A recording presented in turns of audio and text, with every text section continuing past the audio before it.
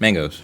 Hello world, Dev here. Welcome to my full review of the Dell G7 gaming laptop, and this video is actually two things. It is one, a full review, but also an attempt to answer a bigger question. Are these laptops with really high-end specs like RTX 2070s or even 2080s, are these laptops worth it? Now, I know a lot of my audience isn't, really shopping in that upper price point, but this is a question that's been on my mind for a long time because, I know there's a lot of people out there in the audience, they are looking for actual desktop replacements. Basically, you're getting something that's powerful enough and suitable for your use case that no matter where you are or what you're doing, you're not held back or limited by the hardware that you're using. So Dell is definitely trying their best to do that. And in some ways, they have succeeded. So just try your best to keep that all in mind as we get into the full review. This Dell G7 variant that I have here, I picked up from Best Buy with a 17.3-inch 1080p IPS panel with a 300 Hz refresh rate, an Intel Core i7-10750H with 16 gigabytes of DDR4 RAM, an NVIDIA RTX 2070, that is a non-Max-Q edition, so this is a full RTX 2070, and a 512 gigabyte NVMe SSD. And getting into the build quality, the device for its price point definitely exuded the level of quality that I expected, and the hinge was actually really nice to watch. It has this really nice opening effect. I love the way the hinge works on this laptop, and it felt super sturdy. The keyboard had a lot of travel, more travel than I've seen in other laptops, so people who like keyboards with a lot of travel, that's what I'll say, you'll probably enjoy typing on this keyboard more. We do have a very roomy Windows Precision trackpad, and it was definitely a pleasure to use. The speakers on the Dell G7 were quite nice. They got to very satisfactory levels of volume. However, other laptops like the HP Omen 15 and the Asus TUF A15, both of those laptops definitely were able to get louder than this. So we do have gigabit LAN, USB 3, HDMI, a mini display port, and then a USB 3.0 port. And then I will confirm this is a Thunderbolt 3 USB-C port. And then along the left side of the chassis, we have our DC barrel power connector, followed by an additional USB 3.0 port and our headphone jack. And along the other side of the chassis, we have an SD card reader and one more USB 3.0 slot. And let's get into the performance of the Dell G7. And this is probably going to be the shortest segment I've ever done on performance, just simply because I was not happy with it. This is the main use case that I was thinking about while purchasing this device, was gaming at 300 Hertz, 300 frames per second, because that's one of the big catchers with this laptop at this price point. All the high specs, no compromise, RTX 2070, 300 Hertz refresh rate screen. So those are some really catchy things, and that's the use case that I bought it for. So this is where I had a problem. Basically, the only game that I could find in my library where I was able to get kind of close to those types of frame rates was Overwatch, a very dated and old title. Even while tweaking games down to their absolute minimum low in all graphics and texture settings, I was still not exceeding about 150 frames per second. And the Dell G7 has their Alienware command center, which gives you lots of settings and tweaks and controls over the device's performance.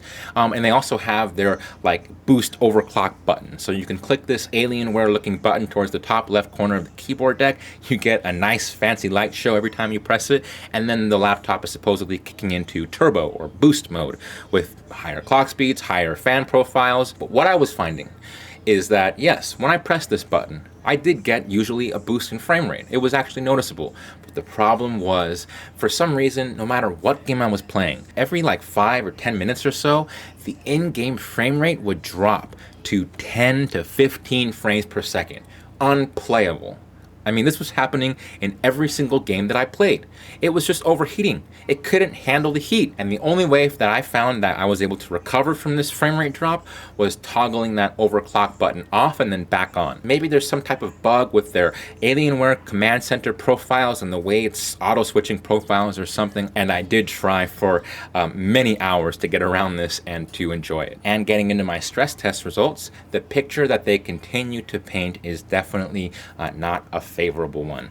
So what we can see here is with my stress test running in AIDA64, taxing our CPU and our GPU at the same time simultaneously, our temperatures I basically saw right away my CPU package temperature skyrocketed, boom, straight to 100 degrees Celsius, and it just stayed there. It did not drop down, even with the excessive thermal throttling that was going on.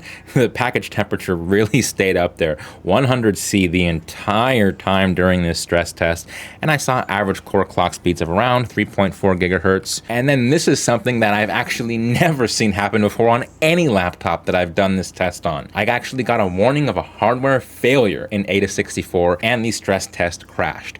And here's something that I want to show you with my thermal imaging camera while doing this stress test. You can see a lot of red zones across the entire keyboard deck. So usually I've been pretty happy with the laptops that I've reviewed so far on this channel.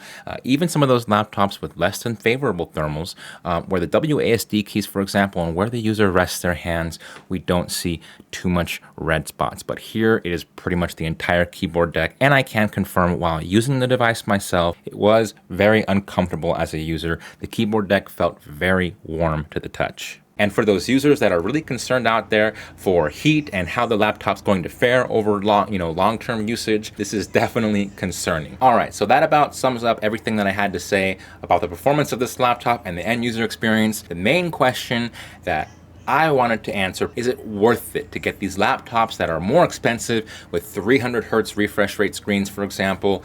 And it looks to me like the answer is pretty much a no. I do have to cut some slack to these manufacturers. These are super powerful, very power-hungry components generating tons of heat. And the way Intel's been making their chips over the past few years, there's more heat being generated than ever in the history of laptops with these high-end components that these manufacturers are doing their best to jam into these small chassis for us. Perhaps a lower spec variant of this laptop with a 1660 Ti would have handled the heat dissipation a little bit better, maybe a more aggressive thermal design on the bottom of the chassis like I observed with the HP Element 15. These are all things to consider, Dell, but it looks to me like right now, for most of my viewers and my audience, what I'm going to say to you is, even if you're looking and you want this type of power that you're going to be, drawn to from these really high-end specs that you see in some of these beast-looking laptops upwards towards $1,600, $1,700, or $1,800, it's just looking like, for now, at least from what I've tested, those upper-end laptops are looking to be not worth it. But definitely let me know if you see some other really high-end laptops among this caliber out there that I haven't tried yet. Drop me a comment down below. I'll definitely be willing to check it out. You're probably better off going for a slightly lower specification laptop from other manufacturers with better thermal designs, like, we've seen good ones from HP, from Lenovo, and I've seen definitely from Acer with their Helios lineup. Those ones are definitely probably going to be a little bit better bang for your buck. Until we see a significant generational leap from Intel and NVIDIA dropping their power consumption and gaining more efficiency, we're going to probably continue to see this struggle here where these really high-end spec tiered laptops are really just not worth it, because engineering wise, it's a real challenge. All right, so that about does it for my full review today. I hope this video helped you out to answer some questions as a high-end laptop buyer right now in 2020. Definitely feel free, drop me a comment down below if you have any more questions. Take a look in the video description as well. Join my Discord server, follow me on Twitch. Those are all great places to hit me up as well to ask questions or just hang out and have a good time. As always, thanks for watching. Caporter Dev out.